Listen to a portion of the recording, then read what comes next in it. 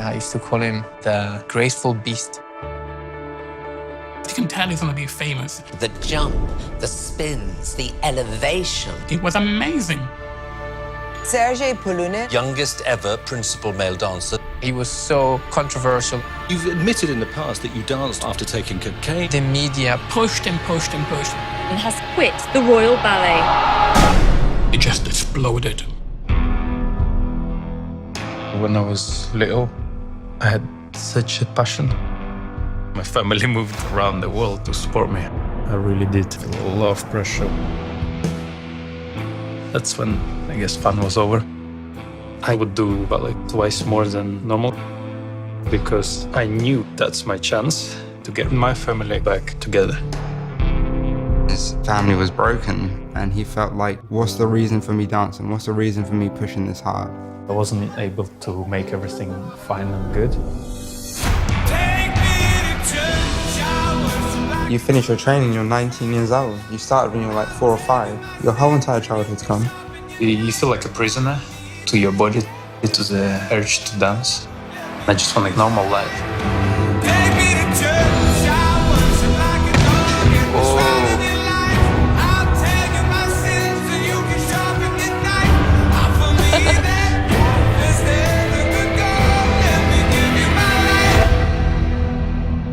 The fact that he can just stop it all, I think it would crush a lot of people. Thanks so much for being here. Congratulations on an incredibly beautiful portrait of your kind of harrowing life as an artist. Thank you so much for being here. Congratulations. Thank you. Thanks for having us.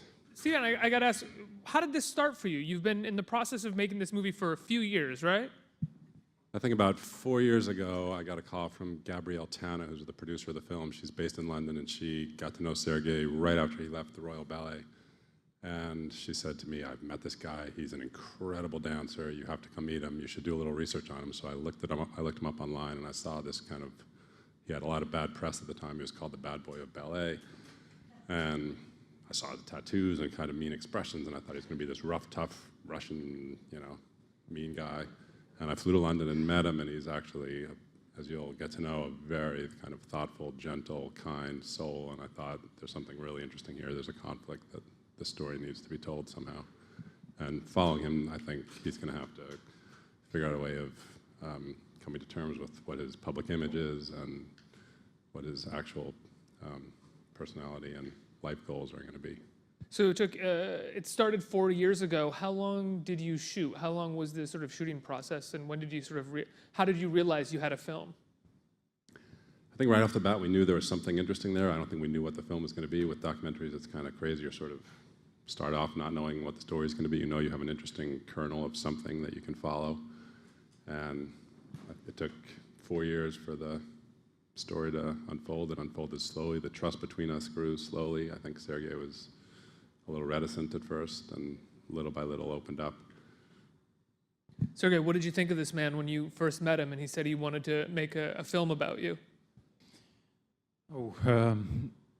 As Steve said, it takes many years to trust, and you don't know what documentary you're gonna dig into.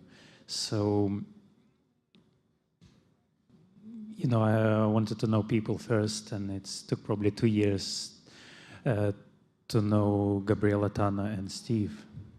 Did you have a part in the making of the film as well, or did you sort of let them do everything? Yeah, I didn't want them to I didn't want me to participate in the editing at all, and I just want them to have their own opinion, what's happening, and I just lived my life. One thing I have to ask is, you say at one point in the film that when you're not dancing, your body hurts. When was the last time you danced? How are you feeling? Last time I danced was First Do You Think You Can Dance final, and it was 4 days ago, and it did hurt. But you have to keep practicing every day, I practiced since I was 3 years old. So my body's used to that, so I have to keep going. Otherwise, the blood pressure, everything goes down, and you don't feel right. You feel down. Now, a lot of times, I think a documentary like this is somewhat of a redemption story to a degree, redeeming you against how people have perceived you before. So let's talk a little bit about the bad boy of ballet, as it was said. How did that make you feel when people were calling you that? At the beginning, I enjoyed it. I was like, oh, I'm gonna be the baddest, you know. But then I realized what comes with that, you know. People stopped trusting me, people stopped listening to me, and I had to take negative energy in me. So it's not necessarily easy job to be bad guy, you know. And, you know, and I went down and I started reading people, what they were saying about me, and I started believing what they were saying rather than just being true to myself. And it took a lot of courage to get out, you know, and try to get out. I don't think it's possible to change your image. It stays with you forever, like it's, you know, every time it comes up, you know, and... People are sort of looking for you to do those things. Oh, yeah, yeah. As soon as you do a little mistake, everybody's like, we knew. There's the bad boy. Yes, yes. So, it's hard. It's not easy. Stephen, when you set about to make this film, did you think you were making a movie about the bad boy of ballet, and then were surprised to learn that he's not so much of a, keep saying bad boy? What if this is like another synonym for bad boy, because it sounds so silly. Were you surprised to learn he wasn't that? I think the ballet world is very kind of rigid and ossified, and Sergei was, with his tattoos, he was just kind of an outlier in the ballet world. And I think when he left the Royal Ballet, which is this incredibly prestigious company, and he was the youngest ever male principal, I think when he left it was just a shock. And he was 22 years old. I mean, think of where you were when you were 22, or anyone. Oh, I would have been the bad boy of anything if I was famous for it. So I don't think he wasn't the bad boy because he was missing, you know, wasn't doing badly in performances. None of his partners ever complained about his dancing. He wasn't missing rehearsals. I think it was, he left the Royal Ballet and the media sort of jumped on it and ascribed this, you know, moniker for him, which I don't really think anyone who gets to know him can really think there's a bad guy in there. He's a pretty gentle soul. Sergei, you were the youngest principal performer of the Royal Ballet at the age of 19, right? And I'm curious, was it hard for you to be naturally great at something and watch others struggle so hard to be as good as you? I don't know, I always thought you have to be the best you can be, and I never was competing with anybody or looking at anybody. And no, I didn't really think that way, no. I just thought you have to be the best you can possibly be in your life, so that's what's important. There's one scene in the movie where Sergei, actually at probably age 16, props up a camera in his class at the Royal Ballet School, and you see the kids come forward and do twirls, and then, you know, they do like very impressive 3 twirls, and then Sergei comes and does like 9. And the other guy sort of drops off, and then Sergei keeps going and does like another 6, and then a jump, and you're like, wow, he's so much better than the other kids there. It's incredible. It's actually one of my favorite shots in the film, and Sergei shot it just propping his camera up in the class. Well, it must be so strange to watch other people work so hard for something that, to a degree, comes a bit easier for you. I don't know, I never looked at it that way, honestly. I don't... It didn't come easily, this guy. He worked his butt. He sacrificed his entire childhood working his butt out. And yeah, that's what's important to understand. If you work hard in school, then you can play. And I worked triple time. I did put hours into it. It's not just that, you know, you have to work. And the actor Mickey Rourke, who is not my close friend, but like my person I'm really who inspires me, he told me who worked the hardest is the best. So, and it's true. You know, if you put extra hours when you're educating yourself, then you don't have to work as hard. You know, you can concentrate on other things, and that's why I guess some people could say, "Oh, I'm not working as hard now," but because I don't have to. Well, there's a moment in the film where you visit the school where you trained and you see the teacher who initially inspired you. And it's this really beautiful moment where, for the first time, I think, in the film, we see you sort of very freely dancing and loving dancing. And sort of responding to it, not in a professional way, but just in a fun way. Is all of that work that you put into becoming who you are now your fondest memories of dancing? Oh, it was very emotional when I saw kids dancing, and they became very.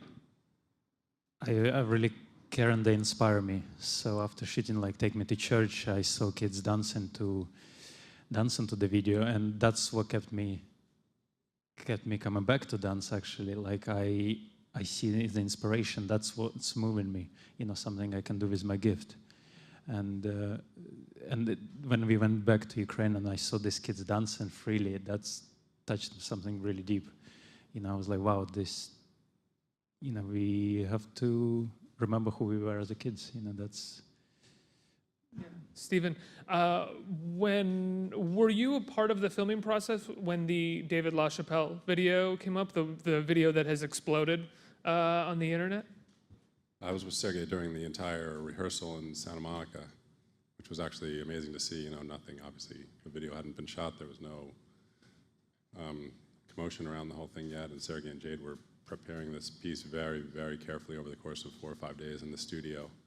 And there were actually dancers in the studio watching and, you know, kind of impressed that Sergei was there. They kind of knew he was a principal at the Royal Ballet, and they knew his story. And now we just had a screening in LA, and these same dancers were back there. And now he's like, this video that we shot in their school exploded on the internet, and they watched the movie, and they were like in total awe that they had witnessed that. It's such a beautiful video. The Hosier video, I think that's the name of it. Excuse me. How many takes did you have to do? How long was that shoot? It was very emotional. Emotional time was 9 hours, and before that video, I was with Mickey, and he told me how to get my emotions out.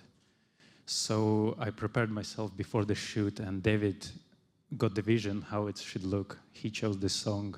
He visualized how it's gonna look and everything, and I trusted him. And it took us 9 hours, and I cried for 9 hours. Didn't stop. You cried for 9 for hours? 9 hours because I was like, you know, I had to keep my concentration for 9 hours, and I didn't know which shot they're gonna use. So every emotion came out of me, and I thought about everything what happened in my life. Am I okay to stop dancing? I thought about everything. So that 9 hours was like a point to switch from ballet or come back to ballet. That was actually a deciding moment for you? It was very, very important moment. It was like meant to be. And it's captured in this video, which is, I think, iconic for you and for the culture right now in terms of understanding ballet. Yeah, and I put everything into this because it was supposed to be my last dance. Oh. And I put every emotion, every step I learned. It was my favorite steps in there. So all my 20 years of practicing, I put into this piece, and it made me really sad because I started to think what I'm gonna lose. I thought about my parents, I thought about my mom, I thought about audience, I thought about everything. So there was a lot of things going on in my head. And at that time, the war started in Ukraine, so that really kept the emotional side going. It was really, it was very, very, 9 hours of crying. I was like, that's... Yeah, what's it like to cry for 9 hours? Not even trying to be cheeky, I'm just curious. And I was very empty, and I had the clear vision of all my life. It was strange. It was very important. I was really worried that I wouldn't be able to make myself cry. But as soon as they start filming, as soon as I heard the song, I was like, whew, and kept going and going, didn't stop, and it was important. And after that video, I was gonna come back to LA and go to actor studio, and I wanted to become an actor. But as soon as I shot that video, I was like, guys, I'm out. I'm coming back to dance, and I danced for 3 months for no money. I said, I don't want to get paid money to school, whoever you want. I'm dancing for free because I love dancing, not because I want to get paid. And that was an important moment to realize that I actually do like dancing. It's important for you personally, but I also think that video is important because it's ballet, it's beautiful ballet, and it has 16 million views on the internet. And ballet, as beautiful as it is, it's still a very elite art in the sense of who goes to see it and who talks about it. And it must be so amazing for you to have a much more, for a mainstream audience, you know, a wide audience seeing how beautiful your art is. Oh yeah, I think this is crucial for ballet right now to open up, because otherwise you don't experience things, you don't let anything go in and influence your art form. And Needs more bad boys. Yes, and it's actually getting really boring, you know, because you don't let anything in to influence you. They're very restrictive. So that's kind of thing we need audience to see, we need the audience to experience, we need to let agents in, managers, things like that. It's very different industries in like fashion, film. It's very important to open up, and it's very important for audience who can afford to go to theater to see, because I think it's one of the most purest form of art to see ballet. You know, you feed in your soul, and as well as you clear in your mind. It's a very unusual experience, so it's important for everybody to see it rather than just a small group of people. That's one of the best ways I've ever heard ballet described, which is you feel it in your soul and you clear your mind. I've always found it slightly meditative when I see it, and it's something that is emotional, but at the same time, like you said, very clear and just opens everything up. Stephen, what was your relationship like to ballet before you started making the film? Interestingly, I have a fiance who was a former dancer, and I also have a daughter who at the time was 9, who was a very serious ballerina. Now she's 13. She's almost full-time at the School of American Ballet, so that's actually been a big guiding motivation for me. Because you've made a few movies about musicians and artists before. Yes. So you're sort of, I think, not geared towards, or you sort of generally lean towards making films or have an interest and passion in exploring how an artist makes their art. I think that is true. In this case, it was an opportunity to explore that and also to be a cool dad.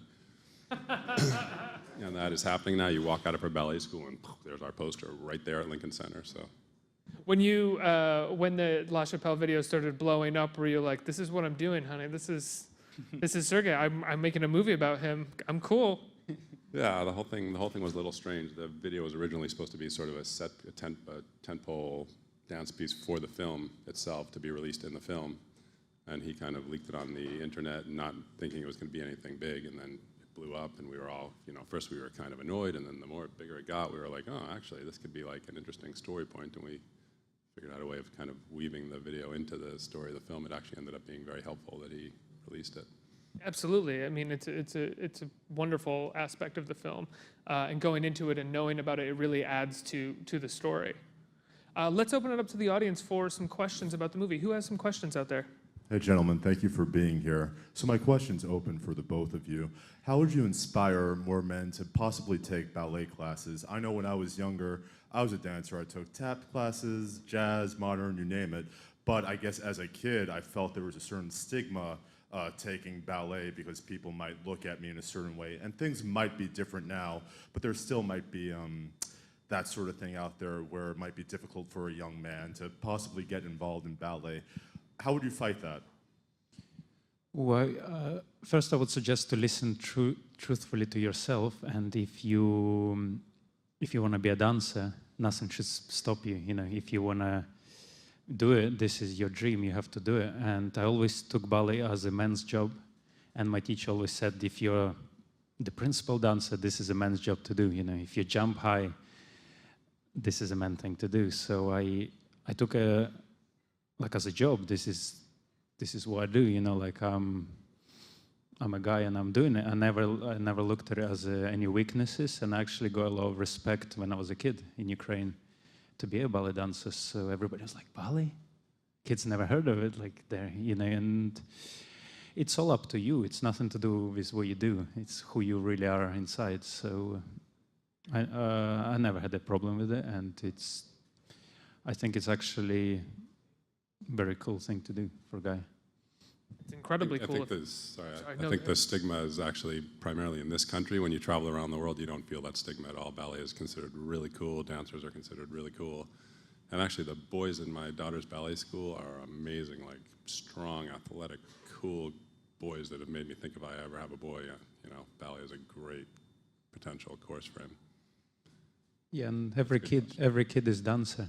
You know, before even we walk, we all dance. So it's in us. You know, dance is in us, and people dance in the clubs, people dance in the parties. So dance is a big part of a human nature. So it's nothing to be embarrassed about. Certainly, a rock star tattooed guy like this is probably a good thing for good for the sport. Is this new? Is this a new tattoo here? It looks still a little fresh. I had an argument with my girlfriend, and I tried to remove it. But then she texted me a really nice message, and I was like, thank God it didn't come off.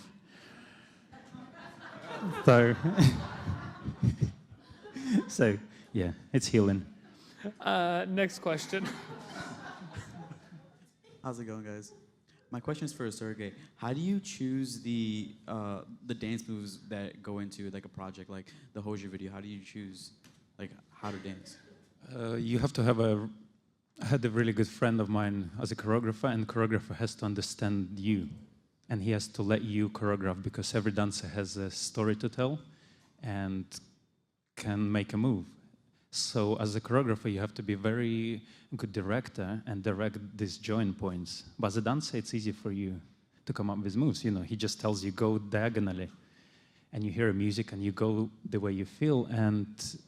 But it's a choreographer's job to make it interesting, to combine the combination of steps and to feel who you are and what this is supposed to represent. But moves, it's all in you. It's all in the dancer's body, and that's how I do it. Sergei, I have to ask, you know, when it comes to dancers who've broken through to pop culture, I think it's probably you and the little girl in the Sia videos, Maddie Ziegler. I met her. You met her? I met her 4 days ago. What do you think of her moves? I think she's amazing, and she had beautiful eyes. Like, we both were dancers. So you think you can dance? So that was my first meeting. Wow. And she looked at me like, and I was like, oh my God, I know you. And she's like, you're amazing. And I was like, you're amazing. And no, I would love to do something with her in the future. It will be something cool. Absolutely. I think we have time for one more question from the audience, right here. Hi, this is for Sergei. How do you remain passionate about dancing even through all the bad stuff that comes with it, I guess? And for both of you, what are your favorite styles of dance to watch other than ballet? How do I remain passionate? I did lose my passion, but I gained it with working with David. And what I realized from David, you have to be an artist. Once you're an artist, you can do anything. So you don't have to be a dancer or a movie star or a choreographer. It gave me a freedom of choice, and I found love back to dance, because I was like, I'm an artist, I can create. I don't have to be a slave to dance. You know, I don't have a brackets that I'm a dancer. So that's what gave me the passion back, to realize just for myself in my brain that I'm an artist rather than one little thing. And favorite thing to watch, it's probably a modern dance. For me, I find it very interesting. Not to dance is much harder for me, but like to watch, I really enjoy it. It's much freer. It's more exciting to my eyes to see it.